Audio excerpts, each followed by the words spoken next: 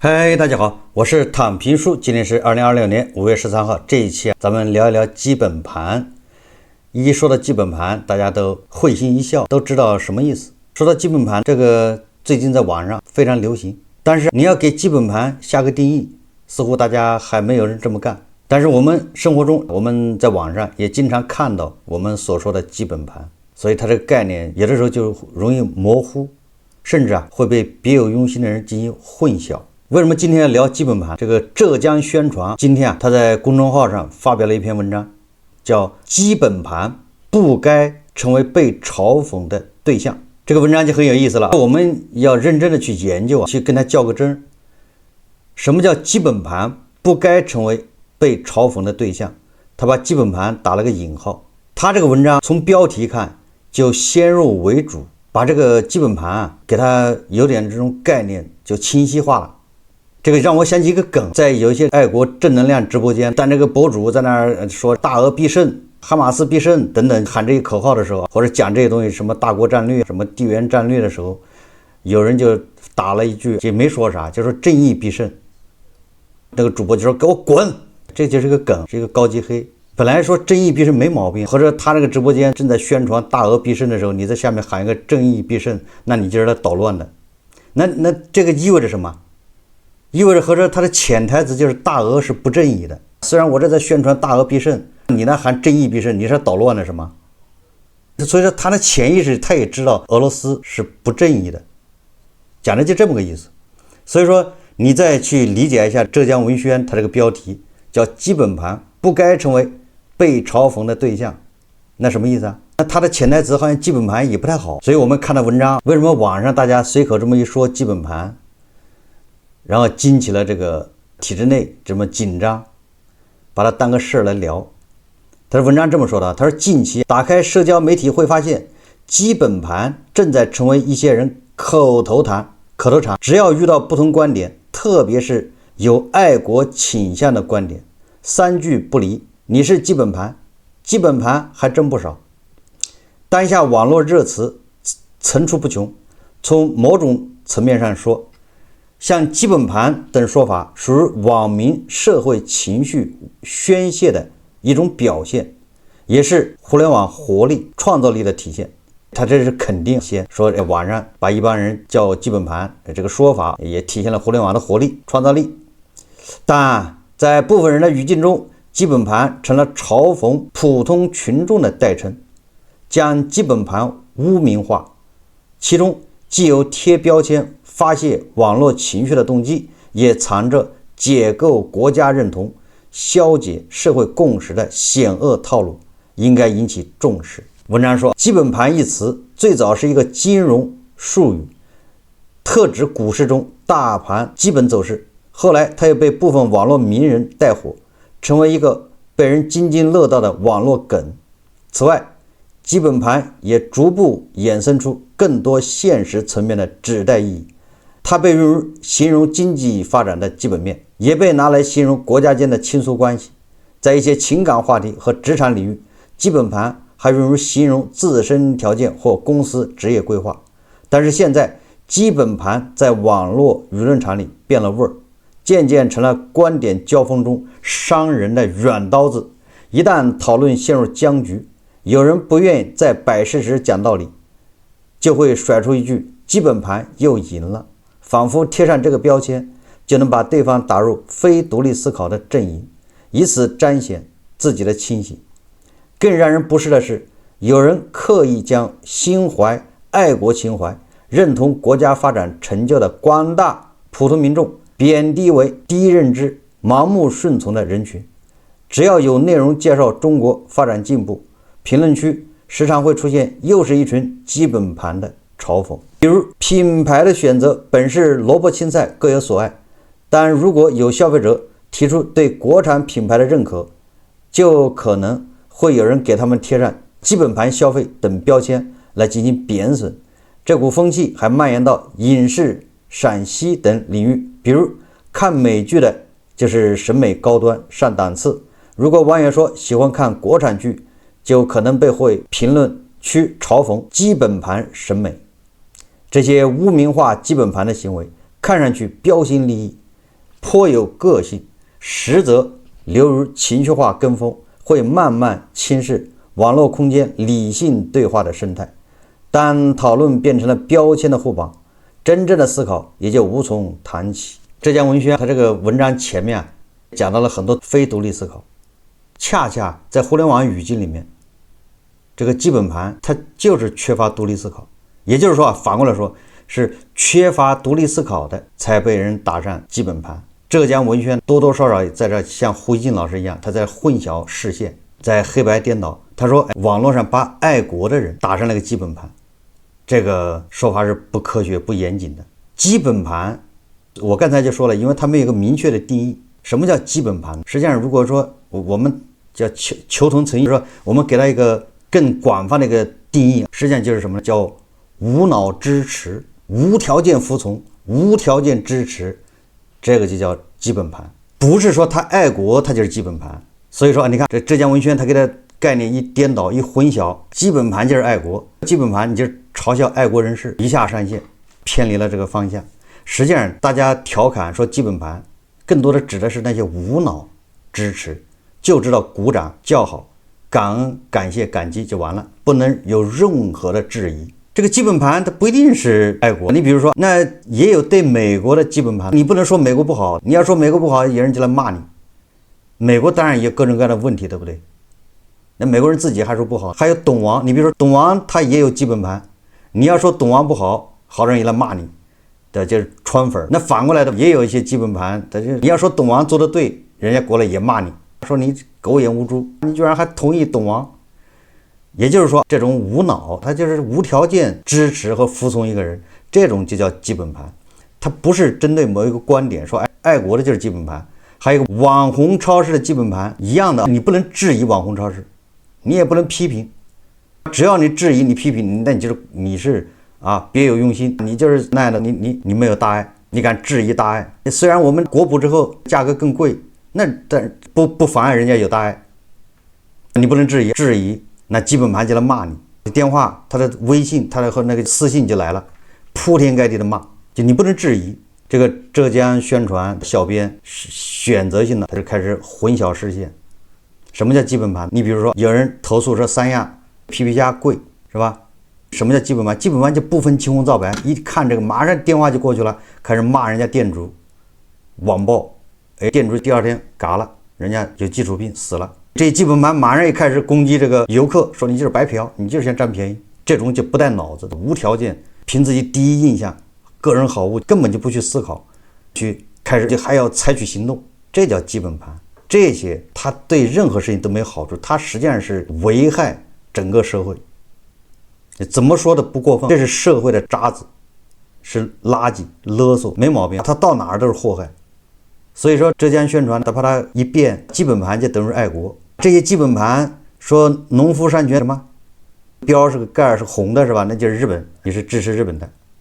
那基本盤說漢武帝那個頭像是吧，耷拉着腦袋，這就是侮辱我們大漢，這就叫基本盤。他們相信大力出奇蹟，他就相信這些沒有任何這種數學天賦的，這就是平民會出這種英雄，比如數學天才是吧，江平是吧，書法天才那什麼那小孩，這叫基本盤，他不容許你質疑。就是基本盤天生就討厭質疑不同的事情，他天生的就喜歡第一反應對他的胃口了，这就行了，這叫基本盤。所以說浙江文軒就在這混淆概念。他的文章他說，有些人嘲諷基本盤不過是被流量帶節奏跟風玩梗，但也有不少人上竄下跳的賬號背後則別有用意，並逐漸形成一定的負面影響。你看最終隱隱約約的，你們這些賬號，你這些人說基本盤其實沒什麼危害，什麼你背後還有人操縱，最後一指一切責任在美帝，不就這麼一個套路嗎？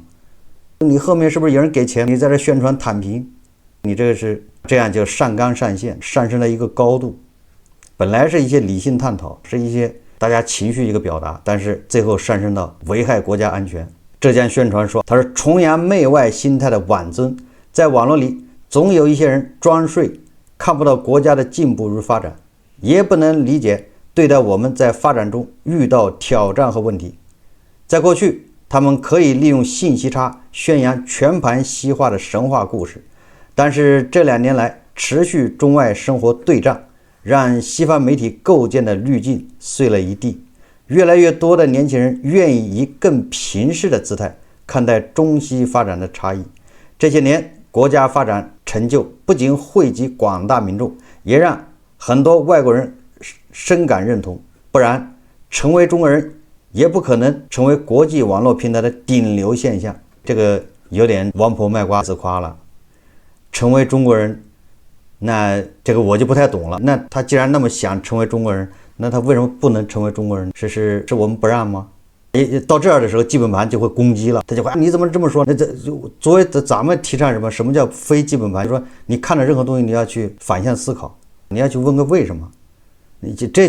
這避免你成為基本盤，就是盲從。那我就想，那你既然那麼多外國人頂流現象，这是浙江文轩說的，說成為中國人成了國際網絡平台的頂流現象，那就是很多外國人，這外國人當然有非洲的，也有美國的，也有西方的、歐洲的，他們盼着想成為中國人。那現在我就想問，為什麼他們不能成為中國人？是他们不能，他们想嗎？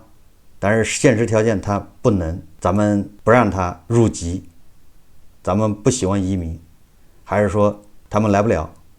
我們是國家政策是允許移民的，但是他來不了，所以說那就又產生一個現象，我們沒有看到人是吧？從越南或者從其他地方，從內蒙古或者從東北，他們偷越國境到中國，沒看到，我們只看到好多人被騙到緬甸去了，騙到東南亞，我們只能看到大量的操着講天南海北這種中國話的黃皮膚的老人小孩在墨西哥邊境，他們穿山越嶺走線到美國。你為什麼既然都成為中國人，成為一個頂流現象，那怎麼沒看見別人走線到大國呢？你關起門來忽悠有什麼意義呢？你這種宣傳無非就是想讓那些人盲從，盲從的人都是你吸引的粉絲嘛，不能質疑。你一說成為中國人，成為國際網絡平台頂流現象，下面就鼓掌，對，是大國崛起。好，你要的就是這些人。所以浙江文學自己本身就是在混淆，把說這些客觀事實，這叫客觀事實嗎？你這個所說的客觀事實本身就要打個大大的問號。你這個事實是從哪兒來的？經得起推敲嗎？這麼多年，到底有多少外國人歸化了？到底有多少外國人加入中國籍了？他們為什麼不走線？我只看到大國人走線到美西方。還有，你再解釋一下，為什麼那麼多外國的富豪元首沒把孩子送到大國，但是大國的這些有錢人當官的把孩子都送到美西方去了？小編，你這閉着眼在這編的時候，你能不能清醒一點？你說那叫客觀事實。什麼叫客觀事實？這文章說讓他們黔驢技窮，忽悠不動了，於是這些人只能污名化基本盤，把認同中國發展現實的普通人貶低為無知被洗腦的群體，從而實現邏輯自洽。認同中國發展現實的普通人，它不等於基本盤。基本盤叫什麼？叫無腦認同中國發展現實的，就是你好的壞的他都說好，無條件接受，不能有任何質疑，這種叫基本盤。若批評不自由，則讚美無意義。境外認知戰的倒灌，境外勢力針對中國的輿論戰、認知戰從來就沒有停過。從過去你的國到後來的這跟月薪3000的我有什麼關係？這些試圖打擊人們的積極性、割裂個人與國家緊密聯繫的消極認知，一旦在國內社交平台上發酵，就會被部分境外媒體和賬號拉出來大肆宣揚，並且用篡改 IP 等手段千方百計地倒灌回來，妄圖誤導更多的年輕網友。中國地域遼闊，人口眾多，發展過程中出現一些問題在所難免，但這類嘲諷基本盤的聲音並非真正關心問題的解決，更多是為了刻意消解普通人對美好生活的向往和對國家的認同。他們將基本盤貶得一無是處，實則是否定了無數普通人奮鬥價值。這種偏頗論調危害不容小覷。按照網友的說法，讓這個小編下崗，自己去找份工作，他馬上就能幫助他更加深入了解的把社會。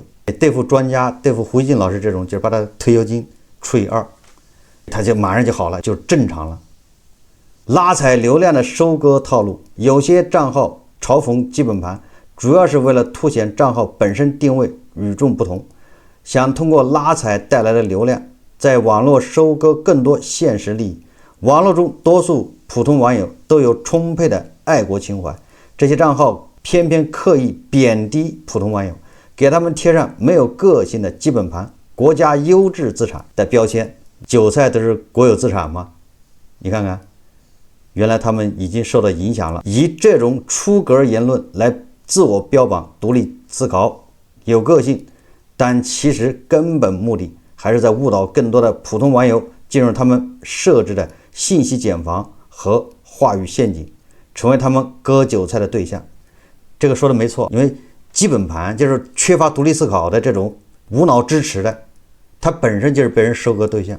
你不管誰去收割它，因為它的特性決定了它被收割的命運，因為它不能質疑，他也不願意質疑，他也沒有質疑的能力，他沒有反向思考能力，他只有一個第一叫條件反射。一旦第一印象形成，他馬上無腦支持，無腦支持和無腦反對，它都是要不得的。這個大家都清楚。浙江宣傳說，基本盤不該成為貶義詞，因為人人既是自己的基本盤，也是國家發展的基本盤。你看，開始混淆了。國家發展的基本盤，我們人人還自己是基本盤，也就是浙江文宣的意識裡面，他把獨立思考已經抹掉了，你就接受就完了。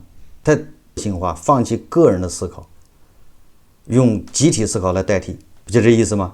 熱愛自己的生活，關注國家發展，非但不是原罪，你看他開始越來越遠了。更是值得自豪的是，將基本盤當成嘲諷對象的做法一旦泛化，真正受害的是廣大網絡參與者。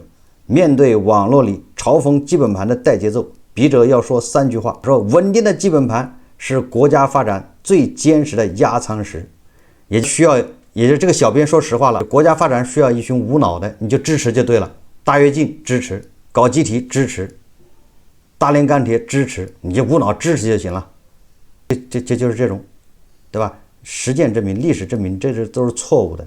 但是這些小編還要開倒車，那些將基本盤視為流量密碼，動輒嘲諷的人，忽略了一個最樸實的事實，正是無數普通人對生活的熱愛、對國家的認同，以及每個平凡的勞動與創造，匯聚了成了推動社會進步的磅礴力量。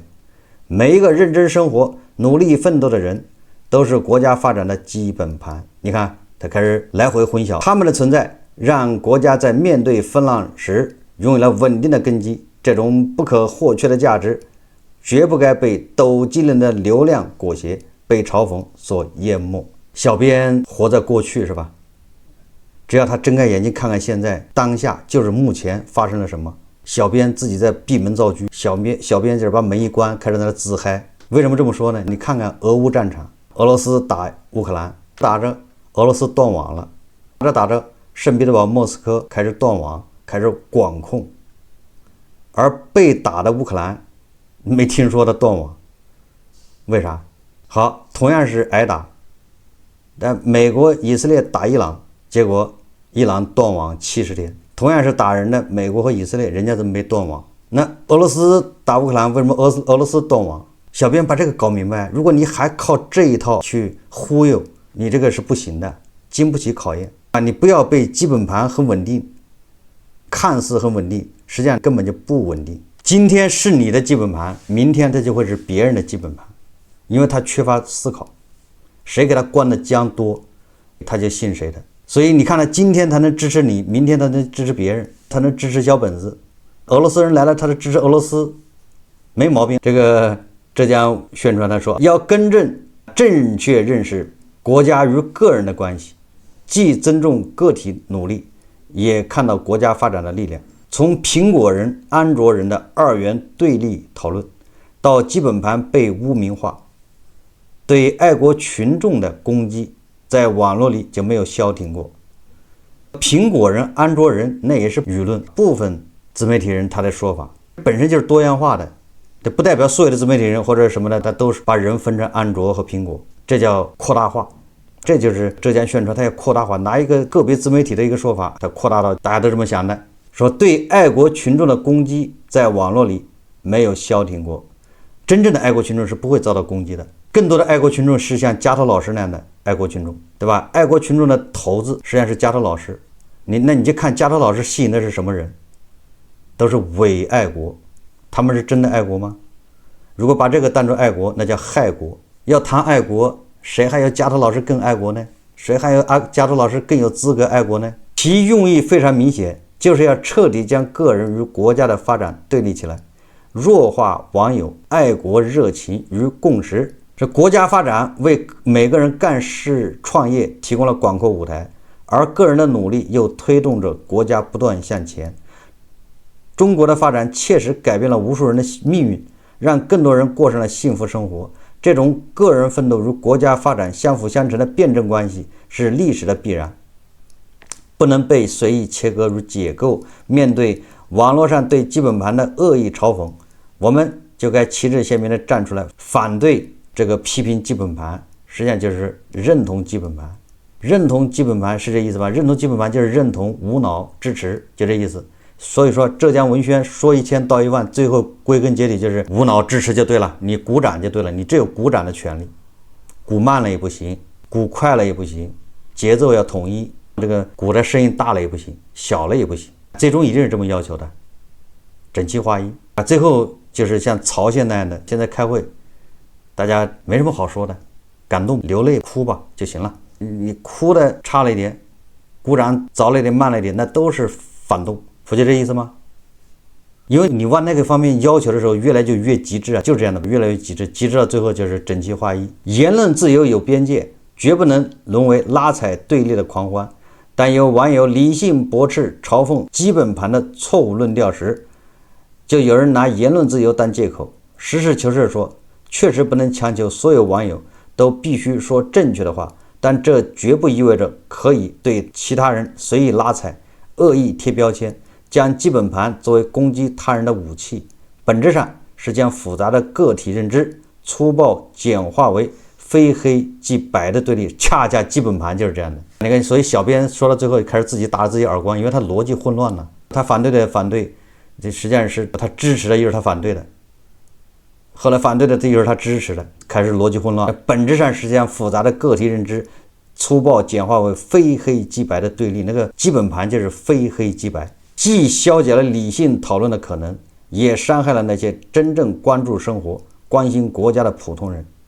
實際上，真正關心生活、關心國家的普通人，他絕不是基本盤。真正關心個人權利的，關心生活，你關注生活，你不叫關注個人權利嗎？小編能不能把這搞明白？就是你關注生活，那你當然叫關注個人權利啊。你個人權利都沒有，你哪有什麼生活啊？你一旦關注個人權利，那你肯定就會有不同的想法，你有意見，你有建議。你一旦有了不同的想法，那你就不是基本盤了。因為基本盤強調的是無條件服從、無腦鼓掌。浙江文宣最後也說，每一個獨立的個體都有表達的權利，但沒有隨意貶低他人的資格。這個也說的沒錯，不能隨意貶低他人。但是那作為基本盤，如果大家相安無事也可以，對吧？這個是咱們節目裡經常說的。我只影響我自己，我基本盤，我無腦支持，我鼓掌沒毛病。但是你不能強迫別人跟你學，別人不鼓掌，你就要上綱上線。這就是基本盤的一個特徵。基本盤我們說的粗俗一點，經常我在節目裡經常說的比較粗俗，但是容易理解。就是你基本盤，你喜歡吃屎不要緊，你吃，你不要逼別人吃，就這麼簡單。你吃屎那是你的事情，但是你不要逼別人吃。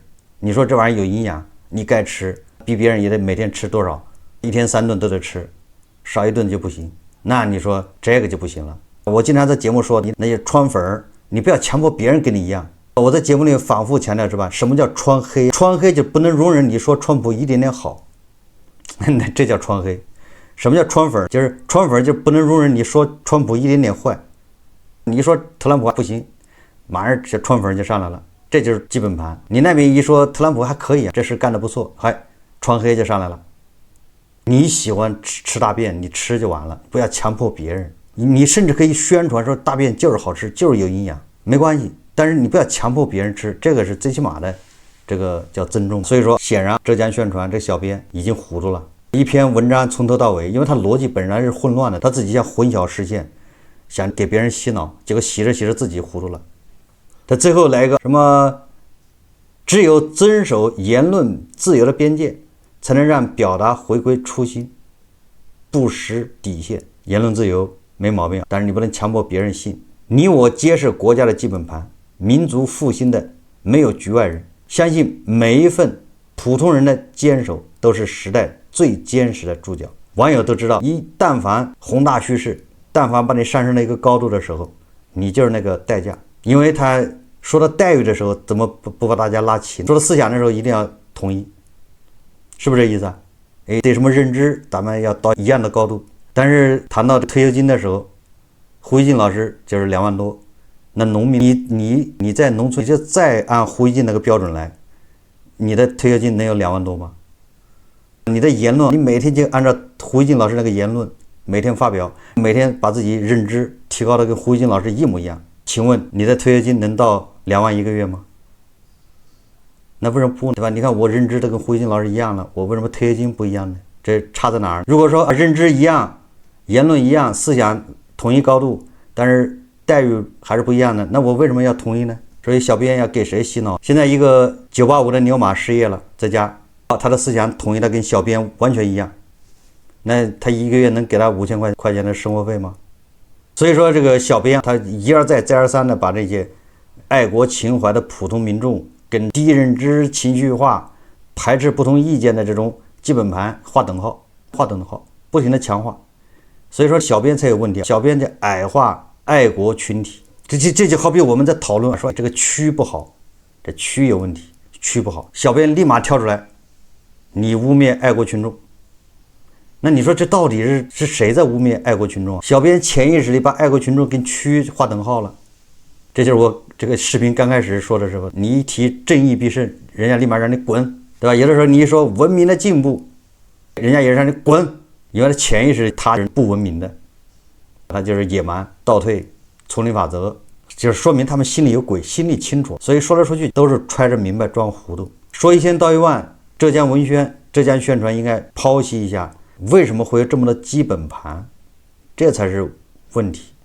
如果一個國家基本盤太多，實際上是影響這個國家發展，也就是低認知情緒化、排斥不同意見的群體太多，對吧？是你教育的失敗，第二個是你社會發展的失敗。那這種群體只要條件一成熟，它可能成為義和團；只要條件一成熟，它就是紅衛兵。這些那對整個社會的破壞，那是破壞力是巨大的。這個小編一邊說別人貼標籤污名化，一邊把那些正常的人也貼上一個叫什麼崇洋媚外、別有用心、割韭菜。他一邊說別人貼標籤，一邊不停的給反對不同他意見的人給貼標籤。所以這個我看了一下，這個小編一方面又承認基本盤是口頭禪，是網上的一種情緒宣洩，但是一方面又給他升級，就上綱上線，變成一個什麼解構國家認同、境外認知戰，危害國家安全。你看看，實際上這本身就是基本盤的行為，基本盤上綱上線。我想起了，我前不久做了一個網紅超市的節目，其實不是我做的，是有個叫金夢人，他不是去網紅超市，他不是實地去考察了嗎？考察我就把他那個視頻在網上放了，我還說了，我說金夢人他的觀點我並不完全贊成，就他很多觀點我是不認可的，但是人家實地探訪，帶着腦子去，他有一個金夢人，他有一個網紅超市的，他覺醒了，他帶着疑問去，我這就值得大家給他鼓掌，這般的覺醒。至於他認知對的還是錯的不重要，因為我也沒辦法保證我的認知就是對的，那我不變成上帝了嗎？那我不變成聖人了嗎？是吧？我只是讚賞他這種行為，他開始反向思考，他開始問為什麼了，他要實地去看，這個值得給他鼓鼓掌啊。至於他看出來結果跟大家一樣不一樣，他得出的認知那都不重要，是吧？每個人有自己的看法。結果在館子上就有一個人，網紅超市的基本盤開始在上面，你看不慣網紅超市，你在诋毀，寫了一大堆。我一看，我就想跟他聊一聊，我就你為什麼這麼看好網紅超市？我想跟他聊一聊，我就給他留言評論啊。我問他，你是當地人嗎？他說他曾經是。其實我就想知道當地人到底怎麼看待網紅超市，你到底去不去購物？你一年去多少次？你一般去的買什麼東西？我就問他，因為好不容易碰到一個當地人，我就問他，我說你是當地人對不對？那你們家去王府超市購物嗎？一般都是買什麼？買什麼品類的？結果他回答不上來，在那開始，這就是基本盤。你想跟他溝通不了，他只能喊口號。你既然那麼喜歡，你那么說他好，那你去不去消費？你如果不去消費是什麼原因？如果去消費又是什麼原因？你買他什麼？买菜還是買他的電器等等？我就想了解這些，結果沒法溝通。這就是典型的基本盤，他就不容許你質疑，不容許你去了解真相，你只能接受那個結果就完了。也就是你只能接受有大愛就完了，任何質疑那都是別有用心。這就是基本盤的特徵。如果一個基本盤能心平氣和的溝通，那它天然它就不是基本盤，這是個悖論。基本盤它只能接受一個口號，你給他灌輸了一個結果，他就喜歡這種。但這個是長期教育形成的，也就是你告訴我正確答案，你不要告訴我什麼過程，8種可能，不要说那個太累，你告訴我哪個答案是對的，你告訴我誰是壞人就完了，一切簡化，那不正好是咱們教育的結果嗎？至於答案怎麼來的不重要，多累啊！實際上這個小編在這基本盤肯定這種無腦支持，這種實際上是危害特別大。任何社會這種群體一多，那這個社會很難進步，更談不上什麼發展，只会開倒車。好，這期節目我們就聊到這裡，感謝大家收看。如果喜歡我的節目，歡迎訂閱轉發，也可以在下方留言評論，謝謝大家。